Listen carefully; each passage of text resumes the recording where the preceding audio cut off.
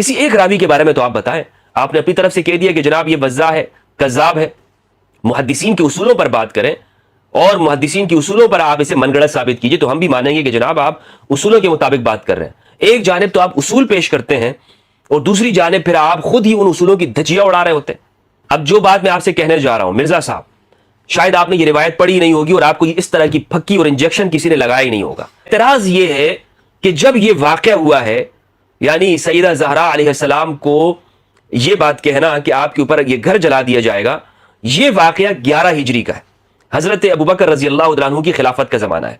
11 ہجری میں یہ واقعہ ہوا ہے اور ہمارے ہاں ان لوگوں کا کہنا یہ ہے کہ اس موقع پر یہ غلام موجود ہی نہیں تھا. کون؟ مول اسلم, یہ موجود ہی نہیں تھے. جبکہ میں آپ کے سامنے بیان کرتا ہوں کہ بخاری کی روایت ہے, یہ راوی جو اسلم ہے حضرت عمر کے غلام ہے, یہ رسول اللہ کے زمانے کا واقعہ بیان کرتے ہیں. اور وہ کس وقت کا واقعہ ہے؟ 6 ہجری کا, صلح حدیبیہ کا واقعہ ہے. یہ صحیح بخاری ہے, اس کا عنوان ہے باب انا فتحنا لک فتحا مبینا. انا فتحنا لک فتحا مبینا سورۃ الفتح کی آیت ہے, اس کے ذیل میں روایت پیش کی ہے اور یہ صلح حدیبیہ کا واقعہ ہے. 6 ہجری کے بعد کا فوراً کا واقعہ. یہ روایت کرتے حدثنا عبداللہ ابن مسلمہ عن مالک عن زید ابن اسلم عن ابیہ. زید ابن اسلم روایت کرتے ہیں اپنے والد سے, اور وہ والد کون ہے؟ جو حضرت عمر کے غلام ہے اسلم مولا عمر.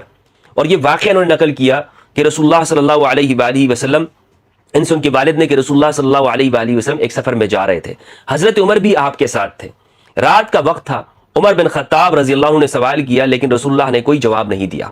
پھر انہوں نے سوال کیا اور اس مرتبہ بھی آپ صلی اللہ علیہ وآلہ وسلم نے کوئی جواب نہیں دیا. یہ طویل روایت ہے. اس روایت میں آگے کہتے ہیں اس پر عمر رضی اللہ عنہ نے کہا, عمر کی ماں اسے روئے, رسول اللہ سے تم نے 3 مرتبہ سوال میں اصرار کیا لیکن حضرت صلی اللہ علیہ وآلہ وسلم نے تمہیں کسی مرتبہ جواب نہیں دیا. تو یہ روایت آپ کے سامنے میں نے پیش کی. اس میں یہ زید کے جو والد ہیں اسلم, یہ رسول اللہ کے زمانے کا واقعہ نقل کر رہے ہیں.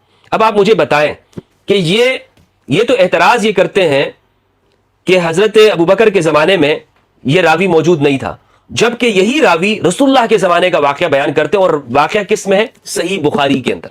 تو یہ راوی کذاب کیسا ہوا؟ یہ راوی جھوٹے کیسے ہوئے؟ بخاری کے تو جتنے راوی ہیں سارے کے سارے ہمارے اہل سنت کے ہاں سارے کے سارے صحیح ہیں, صادق اور امین ہیں, سچے ہیں, جھوٹے نہیں ہیں, وضاع نہیں ہیں, کذاب نہیں ہیں.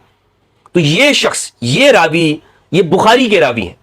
اور اب یہاں پر اس روایت کے اندر جو اعتراض یہ کرتے ہیں کہ جناب انہوں نے تو حضرت عمر سے سماع کا کوئی تصریح نہیں کی ہے. تو اس کا جواب میں آپ کے سامنے آگے بیان کروں گا, لیکن پہلے میں نے آپ کے سامنے یہ روایت جو رکھی, ابن حجر عسقلانی نے فتح الباری کے اندر, فتح الباری جلد 14 میں اسی روایت کے تحت اس کا جواب دیا ہے اور کہا ہے کہ یہ روایت بالکل, یہ جو سند ہے, کچھ لوگ جو کہتے ہیں کہ اس میں وصل نہیں ہے, انقطاع ہے, ارسال ہے, ابن حجر کہتے ہیں کہ یہ بالکل صحیح روایت ہے اور موصول روایت ہے.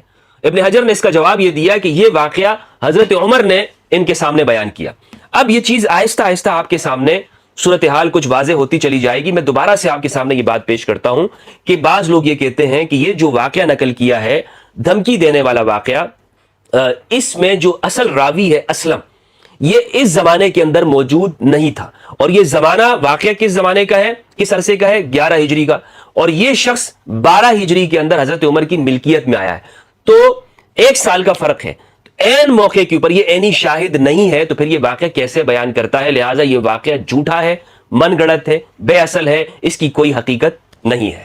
دوسرا اعتراض انہوں نے یہ کیا کہ اس کا جو مرکزی راوی ہے اسلم مولا عمر, حضرت عمر کا جو غلام ہے, وہ اس واقعے کے موقع پر موجود نہیں ہے, تو پھر یہ کیسے اس کو رپورٹ کر رہا ہے؟ لہٰذا یہ واقعہ کیا ہے؟ من گڑت ہے. اس کا جواب میں آپ کو یہ دیتا چلوں کہ ابن حجر عسقلانی رحمہ اللہ نے اپنی کتاب تقریب التہذیب کے اندر 406 نمبر پر اس راوی کے حالات میں یہ بات لکھی ہے کہ اسلم مولا عمر یہ مخدرم صحابی ہے. یہ کون سا صحابی ہے؟ مخدرم صحابی ہے, اور یہ ثقہ راوی ہے. اب یہ مخدرم کون سے لوگ ہوتے ہیں؟ مخدرمین یہ وہ لوگ ہیں, بلکہ اس کی تعریف میں آپ کے سامنے محدثین سے ہی پیش کرتا ہوں. فتح المغیث جلد 4 صفحہ 158 پر مخدرم کی تعریف یہ کرتے ہیں, تعریف المخدرمی وعددہ, مخدرم کی تعریف اور ان کی تعداد. کہتے ہیں کہ یہ وہ لوگ ہیں کہ جو زمانہ جاہلیت کے اندر موجود ہوں اور آپ صلی اللہ علیہ وآلہ وسلم کی بعثت کے بعد بھی یہ موجود ہے, یعنی رسول اللہ کے وصال کے بعد یا رسول اللہ کی بعثت کے بعد. اور رسول اللہ کی زندگی میں انہوں نے اسلام قبول نہ کیا ہو اور بعد میں انہوں نے اسلام قبول کر لیا ہو، یعنی انہوں نے دونوں زمانے پائے ہیں۔ مخضرم اس شخص کو کہتے ہیں۔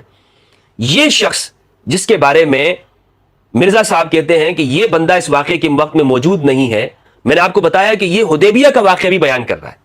اب آپ کہہ سکتے ہیں کہ جناب یہ تو حدیبیہ میں موجود نہیں تھا، پھر یہ واقعہ کیسے بیان کر رہا ہے؟ اس کا جواب یہ ہے کہ یہ حضرت عمر سے نقل کر رہا ہے، اور محدثین نے لکھا ہے کہ اسلم مولا عمر کے جو اساتذہ ہیں، جو شیوخ ہیں، جن سے انہوں نے احادیث نقل کی ہیں، ان میں حضرت ابوبکر رضی اللہ عنہ، حضرت عمر ہے، حضرت عثمان، یہ صحابہ ان کے استاد ہیں، تو یہ ان سے سن کر یہ واقعہ نقل کرتے تھے۔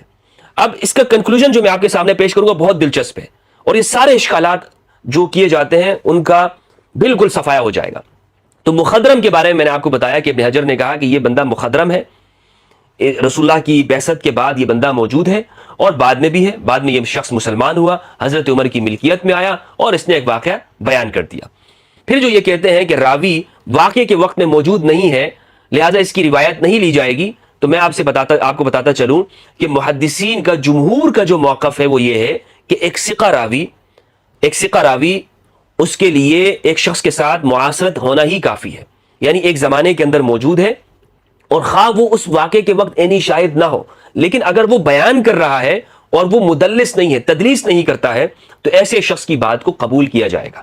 اس کے بارے میں ملا علی قاری رحمہ اللہ نے مشکات المصابیح کی شرح مرقات المفاتیح کے اندر حدیث نمبر 4855 میں اس کی شرح کے اندر یہ بات لکھی ہے، وَإِلَّا فَالْمُعَاصَرَةُ تَكْفِي فِي صِحَّةِ الْاِتِّصَالِ عِنْدَ الْجُمْهُورِ، کہ معاصرت یعنی ایک زمانے کے اندر ایک راوی کا ہونا یہ بات کافی ہو جاتی ہے، اور یہ اتصال کے اندر اتصال کے لیے کافی ہے، اور یہ جمہور کا موقف ہے۔ اور یہ جو ملاقات کا جو شیخ کے ساتھ ملاقات والی بات ہے، یہ صرف بخاری رحمہ اللہ کے ہاں ہے، باقی سب کے ہاں یہی شرط ہے کہ جناب آپ اس زمانے کے اندر ہونے چاہیے جس زمانے کے اندر یہ واقعہ ہوا ہے، اور آپ اس کو آگے بیان کر سکتے ہیں، اور آپ یہ کہہ سکتے ہیں کہ میں اس زمانے کے اندر اس واقعے کو دیکھا اور اس کو بیان کریں۔ تیسرا جو اعتراض ہے انہوں نے یہ کیا کہ اس راوی نے سند بیان نہیں کی۔ ناظرین آپ دیکھ رہے ہیں کہ میں نے آپ کے سامنے بخاری سے روایت پیش کر دی کہ یہ رسول اللہ کے زمانے کا واقعہ بھی بیان کر رہے ہیں، لیکن میں مرزا صاحب کی یہ خواہش بھی پوری کر دیتا ہوں کہ جناب انہوں نے سند بیان نہیں کی ہے۔ مستدرک للحاکم مستدرک علی الصحیحین ہے، مستدرک علی الصحیحین جلد نمبر 4 حدیث نمبر 4736 ہے، یہی روایت ہے جو مصنف ابن ابی شیبہ کی ہے، یہی سند یہاں پر اس کے اندر موجود ہے 4736 میں۔ اس میں آپ دیکھیں حدثنا مکرم بن احمد القاضی، حدثنا احمد بن یوسف الحمدانی، حدثنا عبد المومن بن علی الزعفرانی، حدثنا عبد السلام بن حرب، یہاں سے آگے عن عبید اللہ بن عمر نمبر 1، عن زید بن اسلم نمبر 2، عن ابیہ وہ اپنے والد سے، عن عمر وہ حضرت عمر رضی اللہ عنہ سے نقل کرتے ہیں۔ کیا نقل کرتے ہیں؟ انه دخل على فاطمة بنت رسول الله صلی اللہ علیہ وآلہ وسلم فقال یا فاطمة والله ما رأيت احدا احب الى رسول الله صلی اللہ علیہ وآلہ وسلم منك والله ما كان احد من الناس بعد ابيك صلی اللہ علیہ وآلہ وسلم احب الی منك۔ تو یہ جو الفاظ ہیں یہ اور مصنف ابن ابی شیبہ کے الفاظ ایک ہیں، اگرچہ یہ وہاں پر مختصر روایت یہاں پر موجود ہے لیکن سند ایک ہے۔ تو یہاں پر انہوں نے بالکل کہہ دیا کہ یہ عمر سے نقل کر رہے ہیں، عمر رضی اللہ عنہ سے۔ تو جو لوگ یہ کہتے ہیں کہ زید بن اسلم کے والد جو کہ عمر رضی اللہ عنہ کے غلام ہیں وہ اس میں تصریح نہیں کر رہے، یا وہ یہ نہیں کہہ رہے کہ یہ کہاں سے نقل کر رہے ہیں، سند بیان نہیں کر رہے، تو یہ واقعہ بھی میں نے آپ کے سامنے بیان کر دیا کہ انہوں نے تصریح کر دی کہ وہ حضرت عمر سے بیان کر رہے ہیں، اور مکمل سند میں نے آپ کے سامنے بیان کی۔ اشکال نمبر 4 انہوں نے یہ کیا، جو راوی واقعہ بیان کر رہا ہے اس نے زمانہ نہیں پایا، اس کا بھی میں نے آپ کو جواب دے دیا۔ اشکال نمبر 5 انہوں نے یہ کیا کہ اگر یہ روایت صحیح ہے تو مسئلہ کہ اہل حدیث کو یہ 3 طلاقیں دیتے ہیں۔ آگے جو اشکال نمبر 6 انہوں نے کیا کہ دھمکی والی بات کو صحیح کہنے والے لولے لنگڑے محدثین ہیں۔ تو یہ جو اشکالات ہیں ان کے، اس کا ایک ہی بات کے اندر میں آپ کو جواب دیتا چلوں، اور وہ یہ بات ہے کہ جناب خود اس روایت کے اندر بھی جو کہ مصنف ابن ابی شیبہ کی روایت ہے، یہ راوی خود تصریح کرتا ہے کہ یہ بات کہنے والے حضرت عمر رضی اللہ عنہ ہے۔ یہ راوی خود کہتے ہیں۔ کیا کہتے ہیں؟ آئیے دوبارہ سے میں آپ کو یہ روایت پڑھاتا ہوں۔ مرزا صاحب اس روایت کے اوپر غور کیجئے گا، اور خدا کے لیے حقائق کو چھپانا بند کر دیں کہ یہ روایت جھوٹی ہے، من گڑت ہے۔ اس میں یہ کہتے ہیں، سند کے بعد کہتے ہیں جب حضرت ابوبکر رضی اللہ عنہ کی بیعت کی گئی تو مولا علی، زبیر رضی اللہ عنہما یہ حضرت زہرا علیہ السلام کے پاس آئے، اور وہاں پر یہ آپس میں مشورہ کرتے تھے، اور اس معاملے کے اندر گفتگو کرتے تھے. جب یہ بات حضرت عمر بن خطاب کو پہنچی تو وہ سیدہ زہرا کے دروازے پہ آئے. فقال, انہوں نے کہا, یا بنت رسول اللہ صلی اللہ علیہ وآلہ, اے اللہ کے رسول کی بیٹی, واللہ ما من الخلق احد احب الینا من ابیک. یہ جو جملے کہے ہیں یہاں پر آپ دیکھیں کہ راوی کہہ رہا ہے کہ فقال, تصریح کر رہا ہے کہ یہ بات کہنے والے حضرت عمر ہیں. تو واقعہ اصل میں کیا ہے؟ واقعہ یہ ہے کہ مان لیتے ہیں کہ یہ شخص اس واقعے کے زمانے میں موجود نہیں تھا, تو اس سے کیا فرق پڑا؟ مان لیتے ہیں کہ بعد میں انہیں خریدا گیا, جبکہ حقیقت یہ ہے کہ ان کو 11 ہجری کے اندر خریدا گیا ہے. ان کو کب خریدا گیا ہے؟ 11 ہجری کے اندر, 12 ہجری کے اندر ان کو نہیں خریدا گیا. یہ اس واقعے کے زمانے میں موجود ہیں.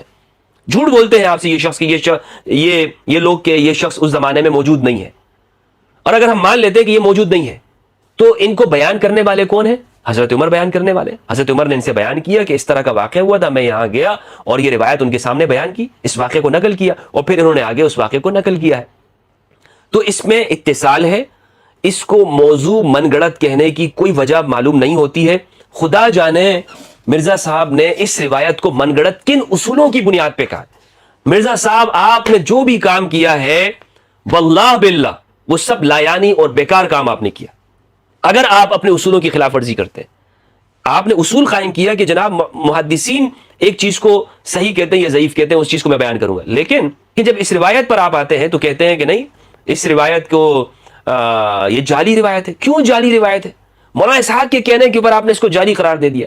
اور دوستو آپ جانتے ہیں کہ مولانا اسحاق نے حدیث الثقلین کو بھی جعلی کہا ہے, معلوم ہے آپ کو؟ تو یہ استاد شاگرد, یہ حقائق کو کس طرح سے انہوں نے مسخ کیا ہے. آج میری اس گفتگو سے آپ کے سامنے واضح ہو گیا کہ یہ روایت یا یہ شخص جو راوی ہے اسلم مولا عمر, یہ محدثین کے نزدیک سکھا ہے. کسی ایک محدث نے بھی اس سند کے جو راوی ہیں انہیں جعلی, من گڑت, وضاع, کذاب نہیں کہا. سب نے کہا ہے کہ یہ سکھا ہے, سب نے یہ بات کہی ہے. ابن حجر نے تو دفاع کیا ہے اس کا کہ یہ اگر یہ اس طرح حضرت عمر کے بارے میں بیان کرتے ہیں, اور یہ بخاری کے اندر بھی انہوں نے جو روایت نقل کی ہے تو یہ مرسل منقطع روایت نہیں ہے, یہ متصل روایت ہے, کیونکہ حضرت عمر نے خود ہی ان کو یہ بیان کرتے ہیں.